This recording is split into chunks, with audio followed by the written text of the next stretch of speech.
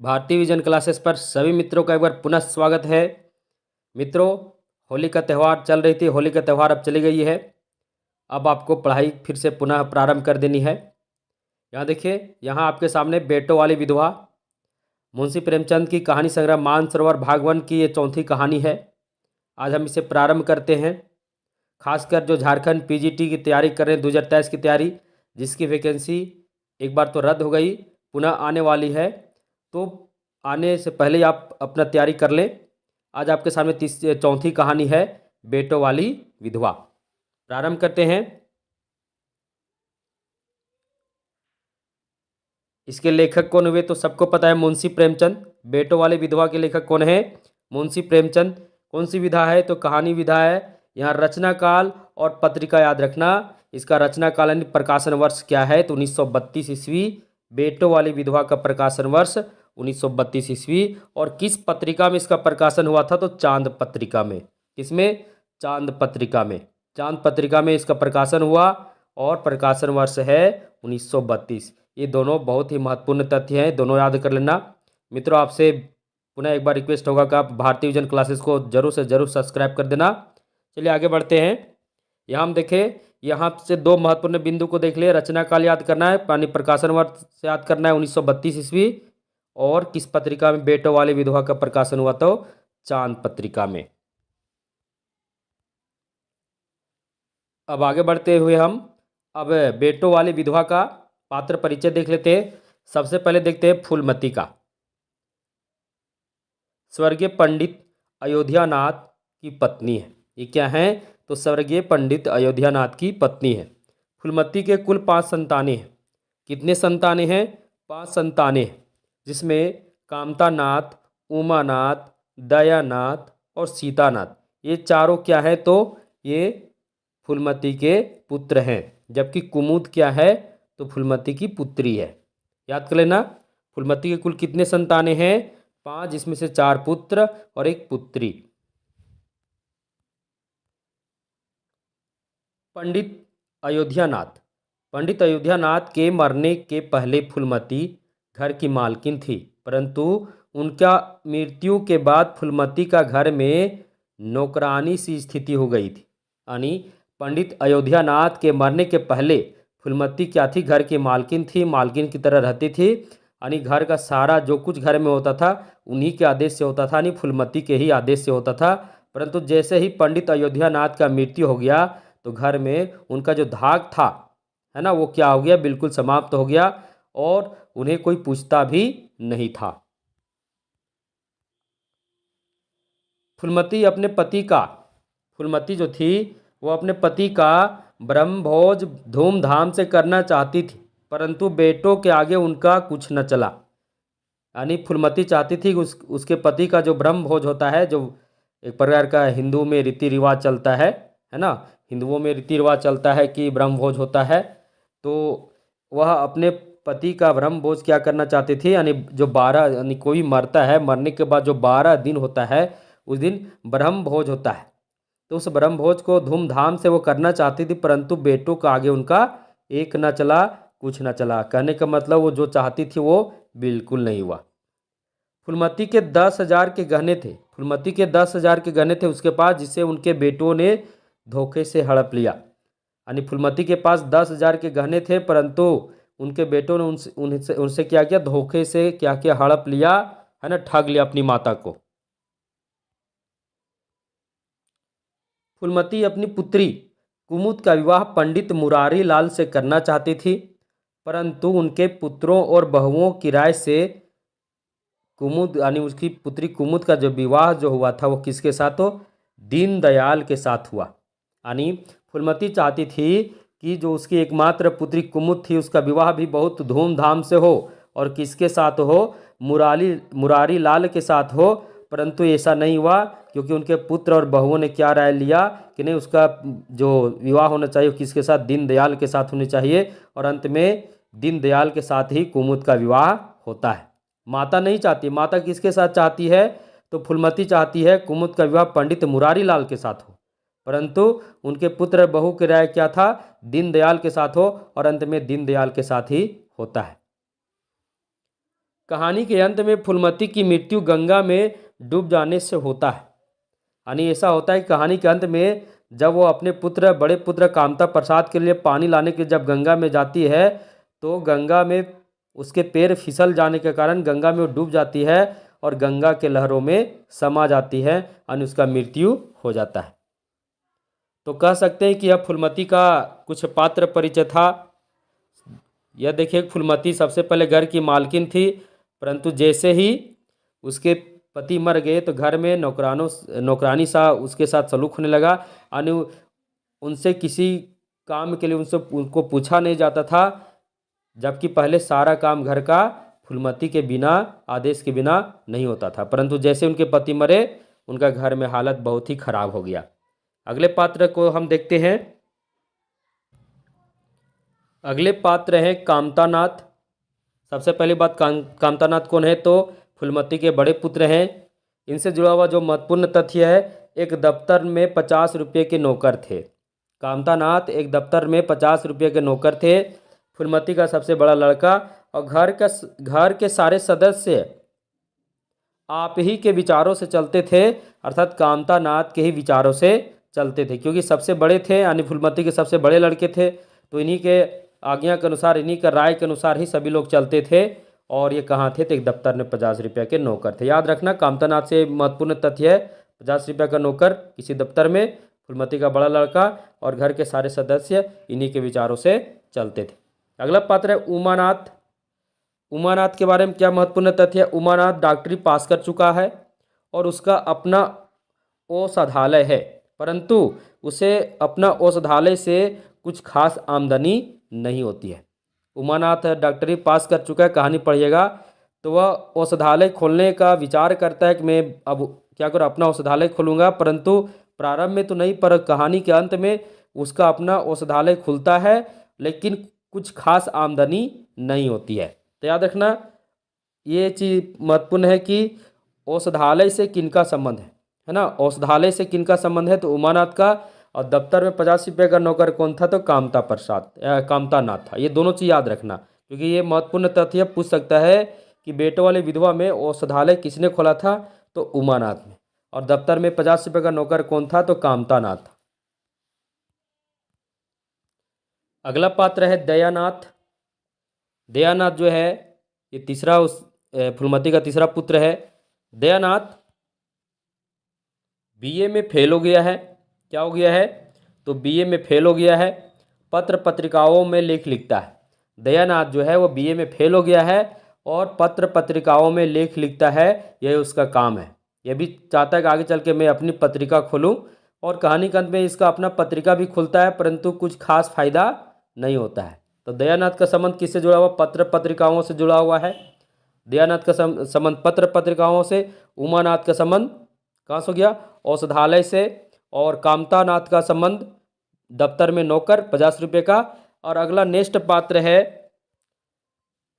सीतानाथ। क्या सीतानाथ चारों भाइयों में सबसे होनहार, बीए प्रथम श्रेणी से पास कर चुका है और एमए की तैयारी में लगा है। सीतानाथ जो है बीए प्रथम श्रेणी से पास करता है और एमए की तैयारी में लगा है। चारों भाइयों में सबसे होनहार है, यानी सबसे बुद्धिमान है, पढ़ने में बहुत तेज है, बीए प्रथम श्रेणी से पास किया है और एमए की तैयारी में लगा है।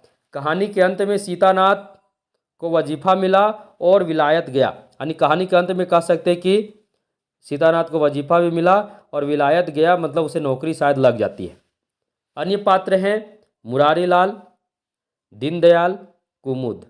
मुरारीलाल, दीनदयाल, कुमुद। दीनदयाल का विवाह किससे होता है तो कुमुद से होता है, जबकि माता जो फूलमती किससे चाहती, फूलमती चाहती कुमुद का विवाह मुरारीलाल से हो, जबकि पुत्रों के राय से कुमुद का विवाह किससे होता है तो कुमुद का विवाह दीनदयाल से होता है। ये सभी महत्वपूर्ण पात्र है, पात्रों को याद कर लेना है। 4 भाई थे, चारों भाई कौन कौन थे, कामतानाथ, उमानाथ, दयानाथ, सीतानाथ। कामतानाथ का संबंध किससे है तो कामतानाथ का संबंध किसी दफ्तर में 50 रुपये का नौकर है, कन्फर्म हो गया। कामतानाथ के बाद उमानाथ का संबंध किससे है तो उमानाथ का संबंध किससे है तो औषधालय से है। किससे है तो औषधालय से है ना, डॉक्टर वाला जो होता है डॉक्टर लोग। उसके बाद दयानाथ का संबंध किससे है? तो दयानाथ का संबंध पत्र पत्रिकाओं से है। और सीतानाथ जो है पढ़ने में बहुत तेज है ना, सबसे भाइयों में सबसे क्या है, बहुत होनहार है। बीए प्रथम श्रेणी से पास कर चुका है और एमए की तैयारी में है। और कहानी के अंत में इसे वजीफा भी मिलता है और विलायत भी जाता है। अन्य पात्र मुरारी लाल, दीनदयाल, कुमुद। आगे बढ़ते हैं। अभी हम जितना देखे सभी कहानी के महत्वपूर्ण पात्रों को देख लिए। फूलमती को देखे, कामतानाथ को देखे, उमानाथ को देखे, दयानाथ को देखे, सीतानाथ को देखे। साथ ही साथ मुरारी लाल के बारे में जाने, दीनदयाल के बारे में जाने। और कुमुद, कुमुद कौन थी? तो चारों भाइयों की बहन थी और फूलमती की एकमात्र पुत्री थी। इसमें अन्य पात्र भी आए हैं जो गौण पात्र कह सकते, बड़ी बहू गौण पात्र है, उसका चर्चा ज़्यादा करने से उतना लाभ मिलने वाला नहीं, बस मुख्य पात्रों को हम देख लिए। अब आगे बढ़ते। पात्र परिचय देखने के बाद ही आपको अनुमान लग गया होगा इस कहानी में क्या होने वाला है। अब हम आगे बढ़ते हुए कहानी का सार देखते हैं। पंडित अयोध्यानाथ के मरने से पहले अपनी विधवा फूलमती के लिए, पंडित अयोध्यानाथ मरने से पहले अपनी विधवा फूलमती के लिए बहुत सारे धन छोड़ गए थे।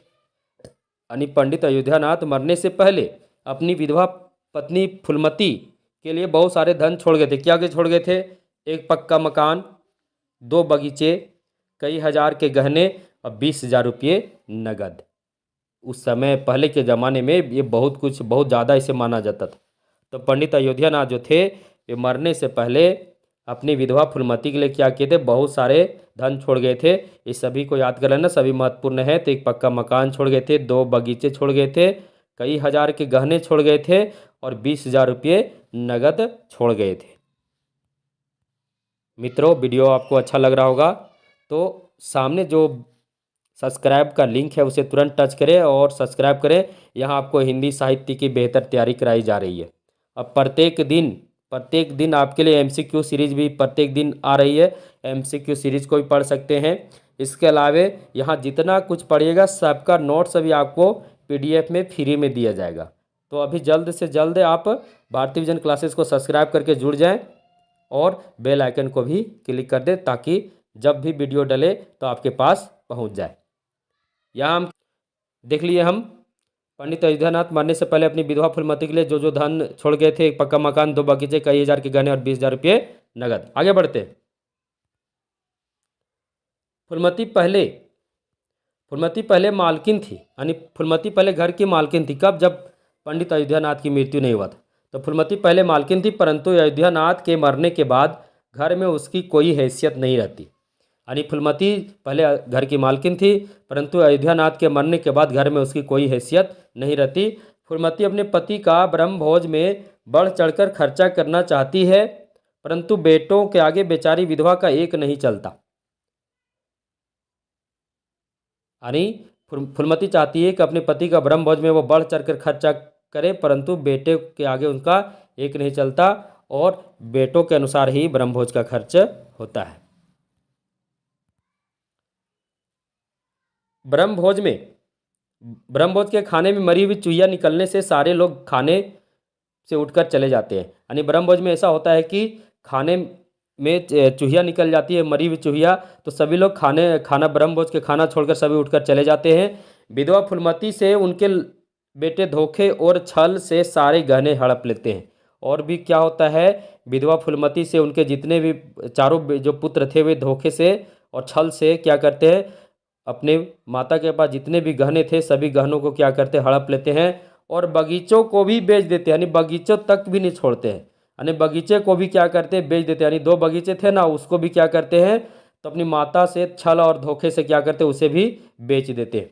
फूलमती अपनी बेटी कुमुद का विवाह पंडित मुरारी लाल से करना चाहती है,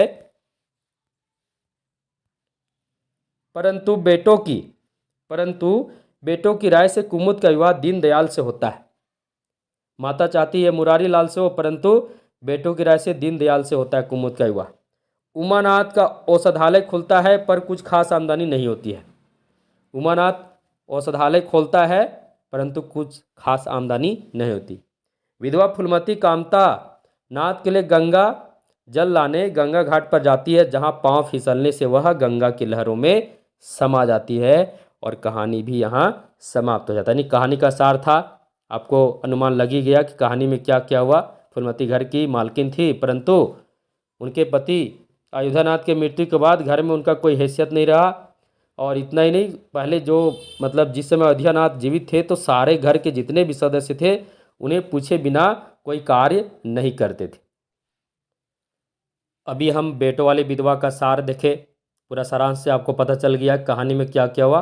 तो महत्वपूर्ण बिंदुओं को हम यहाँ लेकर आए जिससे आपको पूरा कहानी पता चल जाए कि फूलमती जब जब फूलमती का जो पति थे उनकी मृत्यु हो गई, तो मृत्यु होने के बाद फूलमती का घर में कोई हैसियत नहीं रहा। उनके 4 पुत्रों के जो राय होता उसी राय पर घर में सब कुछ होता था। वह अपनी पुत्री का विवाह मुरारी लाल से करना चाहते थे, परंतु पुत्रों के राय से उस कुमुद का जो विवाह हुआ था उनकी पुत्री का विवाह दीनदयाल से होता है। कारण क्या था, यहाँ बीच में दहेज एक आ रही थी समस्या। देखिए मुंशी प्रेमचंद इस कहानी में दहेज प्रथा को भी बीच में लेकर आए, कितना अच्छा इनका समायोजन है। तो ऐसा होता है कि मुरारी लाल से जो मुरारी लाल दहेज का मांग किया था, परंतु दीनदयाल से बिना दहेज के विवाह हो रहा था। बस इतना था कि दीनदयाल थोड़ा उम्र में ज़्यादा उम्र हो गया था, परंतु पूजा पाठ करके अच्छा कमा लेता था। तो पुत्र लोग कराया था कि वहाँ दीनदयाल से विवाह होगा तो खर्च कम होगा और बहुत कम 1 या 2 हज़ार में हम आराम से विवाह को संपन्न कर लेंगे। तो उसी तरह वो राय करते हैं और राय के बाद ऐसा होता है कि उन्हीं से विवाह होता है। फिर भी कह सकते हैं कि एक माता में जो पुत्र के प्रति जो प्रेम होता है वो प्रेम नहीं समाप्त होता है। और अंत में जब कामतानाथ जब टाइफाइड से परेशान रहता है तो माता जानती है कि कामतानाथ गंगा घाट का पानी पीता है। तो उसी उस समय बरसात का भी समय रहता है और बरसात के समय में वो भीगते हुए कहाँ चले जाती है, अपने पुत्र प्रेम में गंगा घाट चली जाती है पानी लाने के लिए, और वहीं उसका पैर फिसल जाता है और बेचारी विधवा फूलमती का मृत्यु हो जाता है। अब हम आगे बढ़ते हैं। अब देखते हैं इस कहानी के प्रमुख संवाद। मेरे हानि लाभ के जिम्मेवार तुम नहीं हो, मुझे अख्तियार है जो उचित समझूं वह करूं। मेरे हानि लाभ के जिम्मेदार तुम नहीं हो, मुझे अख्तियार है कि जो उचित समझूं वह करूं। यह किसका कथन है? तो फूलमती का कथन है बेटों से। किससे? बेटों से। अगला पॉइंट संवाद है, चले हैं बिरादरी का भोज देने, घर में बर्फ तक नहीं। ये भी किसका कथन है? विधवा फूलमती का कथन है बेटों से। क्योंकि बेटों जब अपने पिताजी का जब ब्रह्मभोज कर रहे थे तो ऐसा हुआ था कि पानी थोड़ा पानी गर्म था, जिसके चलते जो भोजन करने के लिए आए थे ब्रह्मभोज में उन लोग ने ठंडे पानी मांग की।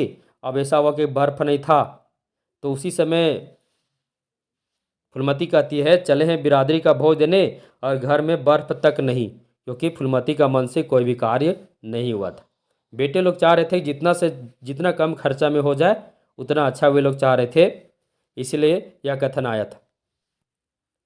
अगला संवाद है, मुंह में कालिख लगी कि नहीं या अभी कुछ कसर बाकी है, डूब मरो सब के सब जाकर चुल्लू भर पानी में।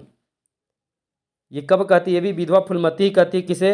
तो अपने पुत्रों को ही कहती है, क्योंकि ऐसा होता है कि जब ब्रह्मभोज में चूहिया निकल जाती है तो सभी लोग खाना छोड़कर उठ जाते हैं।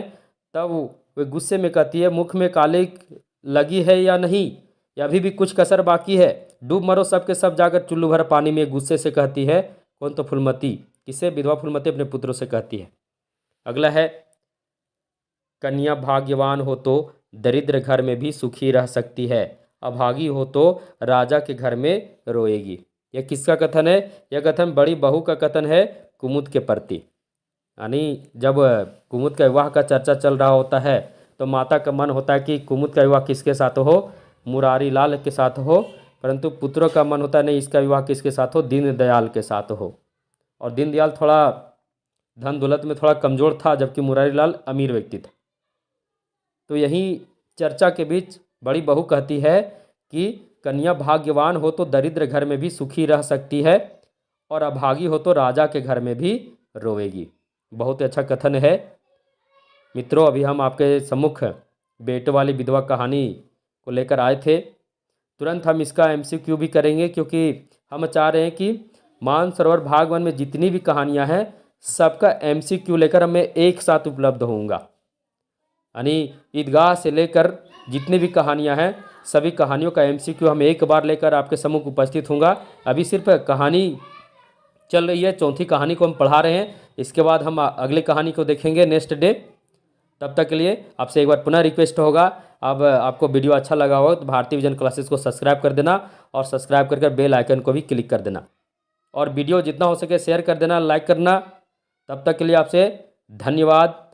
हैप्पी होली तो चला गया है ना, होली तो चला गया है, आगे पढ़िए। अब होली चला गया, आगे पढ़ना है और बढ़ना है। धन्यवाद।